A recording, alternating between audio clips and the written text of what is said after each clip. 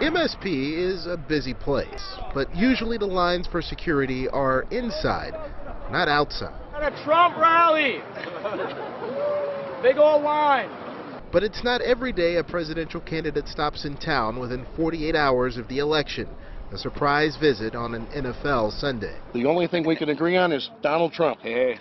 Vikings fan Bill Youngbauer and Packers fan Steve Bohl setting aside football rivalry to play for the same team. I think that Hillary's in for a surprise. I really do. Not that, he's from Luck, Wisconsin, Exactly. so he's giving Trump all the luck that there is in Luck, Wisconsin. Exactly. The crowd also included those who were skeptical of Trump at first. I was actually a Never Trump fan, and I'm more of a Hillary for Prison fan than I am a Never Trump fan, and I'm sick and tired of the mess on both sides. Republicans and Democrats, we've got to shake it up. And shaking it up in Minnesota means voters going for a Republican candidate in a presidential race for the first time since 1972. MyPillow CEO Mike Lindell thinks it can happen. And he is really all about bringing our jobs back. You're getting rid of Obamacare. He's all about these things, and it's everything we need here in Minnesota. We need change. Trump supporters weren't alone at the airport. Family is all immigrants. We love this country. Then please don't vote for someone who promises to keep us out. A couple of protesters showed up and weren't afraid to defend Hillary Clinton. And you do not see that as a conflict of interest? Bill Clinton's foundation. It doesn't matter. Yes, they're it one does. and the same. But this day belonged to Trump and his supporters, and maybe the vendors that sold out of Trump hats. Cash your card, guys. Selling out. Trump it up. You only got 2 days left of the election. You guys have hats. Not much time left at all, and it remains to be seen whether the excitement out here today will translate to votes for Trump on Tuesday. The folks in the crowd today certainly hope to make that happen. We're live at MSP Airport tonight. Samuel King, Fox 9. All right, thank you. Security officials say the U.S. is prepared to strike again in Syria if the regime there once again attacks its own people with chemical weapons. Local Syrians are watching the situation very closely, and they're wondering if the U.S. government plans to use force to remove the Syrian president from office. Fox 9's Samuel King joining us from our newsroom. Samuel, they said the latest attack is certainly not a surprise to them. Yeah, Kelsey, Randy, they say it's part of a pattern from Syrian President Bashar al-Assad since the Syrian civil war began. But they understand the issue of regime change is complicated. It didn't take long for these pictures to spread around the world. Men, women, and children reeling from a chemical attack. The U.S. government says Syrian forces carried out the attack on civilians using a sarin-like gas. He doesn't, discriminate against anybody, so he kills anybody. He targets children, civilians. Minneapolis business owner Mohammed Cooley still has siblings and extended family in Syria.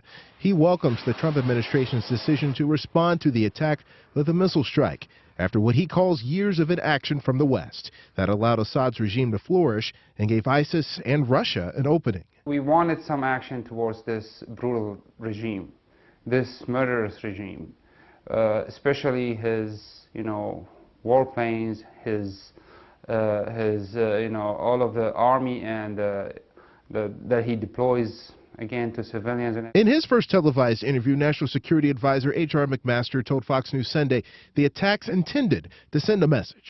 And this is very significant, I think, because I think everyone should realize this is the first time that the United States has acted directly against the Assad regime. And that should be a strong message to Assad and to his sponsors who are enabling his campaign of mass murder against his own civilians. But as for what's next, McMaster said the Trump administration wouldn't act on its own to remove Assad, possibly involving allies and Russia. Cooley understands that it's complicated. It's really very complicated again to say that, well, yeah, no, Trump, he has to have boots on the ground and go in there and have Assad taken. It's easy to say, but we saw how that happened in Libya and other countries. And H.R. McMaster did say that if Assad uses chemical weapons again, the U.S. is prepared to do more. Meanwhile, Cooley says pressure on Assad will continue from the Syrian people, those in that country and abroad. Back to you, Kelsey. Experts say this speech was much less of an us versus them approach to Islam and more of a call for Muslim-majority nations to come together to fight terrorism. How the speech translates into policy here at home is less clear. Wide anticipation greeted President Trump's speech to the Arab Islamic American Summit in Riyadh, Saudi Arabia. During the first major foreign speech of his administration, President Trump cast terrorism as the enemy, not Islam itself.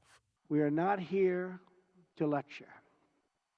We are not here to tell other people how to live, what to do, who to be, or how to worship. Instead, we are here to offer partnership based on shared interests and values. During the campaign, the president often used rhetoric that some found anti-Muslim, so the Council on American Islamic Relations took a skeptical view of the speech, saying in a statement, "One speech cannot outweigh years of anti-Muslim rhetoric and policy proposals, including an attempt to enact a Muslim ban by executive order, which his administration continues to defend in court."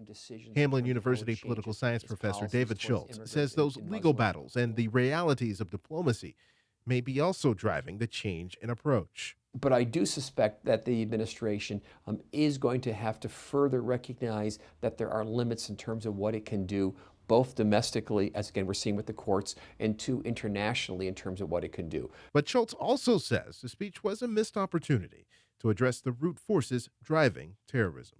The lack of democracy or lack of protection for human rights, which oftentimes fuels terrorism. And then two, it's the lack of economic opportunity.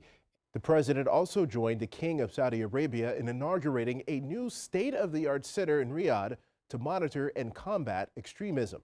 The president travels to Israel next, where discussions are likely to include the Israeli-Palestinian conflict. Samuel King, Fox 9.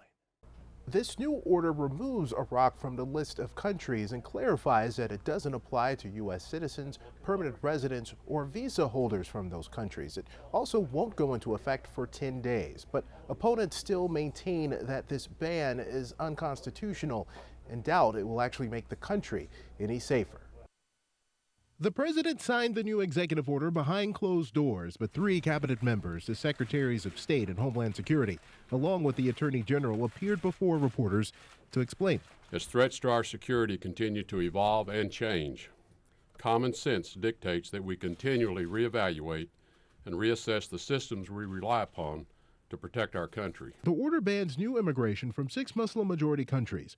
Iraq is now off the list after officials say its government agreed to improve vetting measures.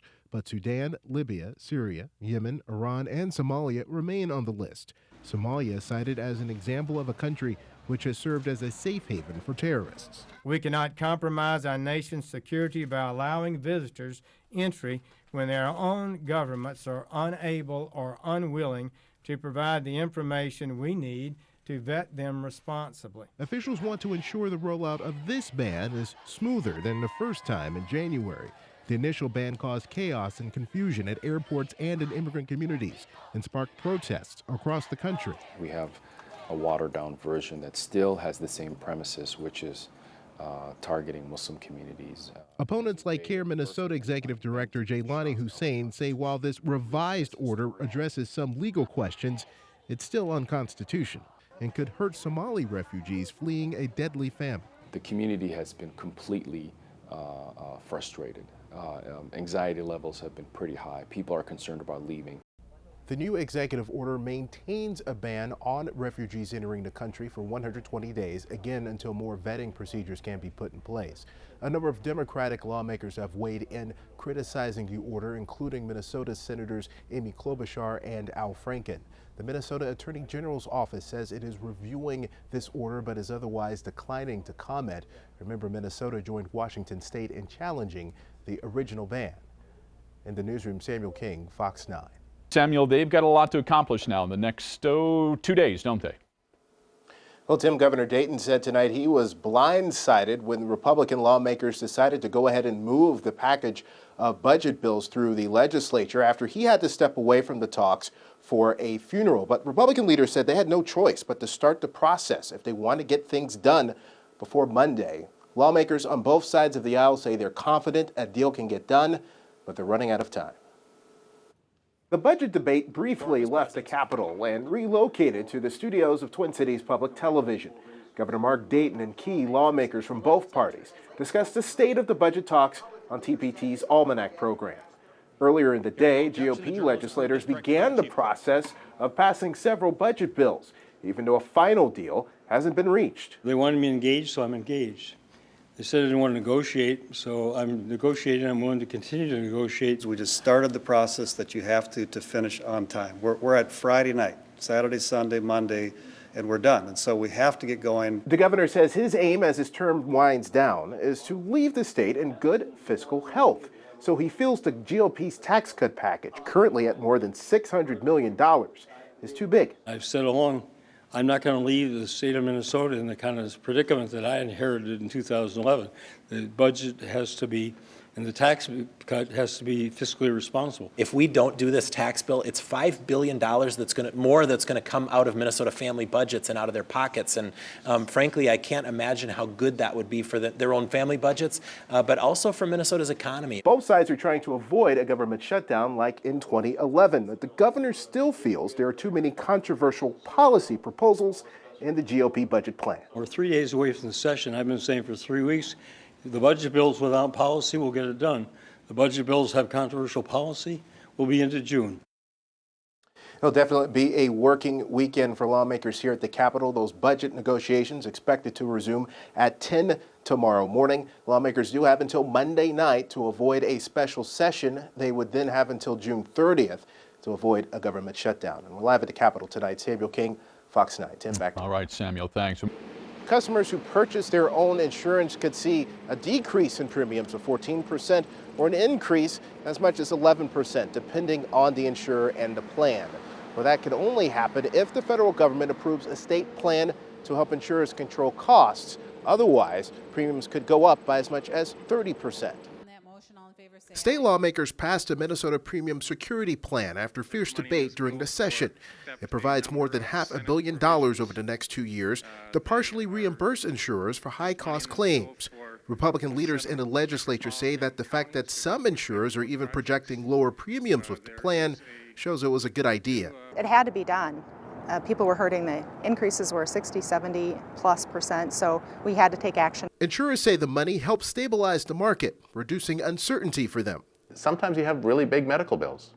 This helps even that out and makes it more predictable. Minnesota Council of Health Plans President and CEO Jim Showalter says setting rates for premiums is a balancing act. That's one reason why insurers also had to submit another set of rates in case the federal government doesn't sign off on the Minnesota plan. The core question of how many medical bills are people going to have, this 160,000, 170,000 people or more, and what are premiums going to have to be set at? The debate in Washington over health care is also on the minds of insurers in Minnesota, including whether President Donald Trump plans to get rid of cost-sharing subsidies that help with paying deductibles. Insurers are going to build their rates assuming that help is there because that's what's in the law. If the federal government changes course, that's a big deal in Minnesota and in other states. Governor Mark Dayton called the projections from the insurers tremendous news. Now, these aren't set in stone. State regulators have to approve these final rates. That could happen sometime this fall.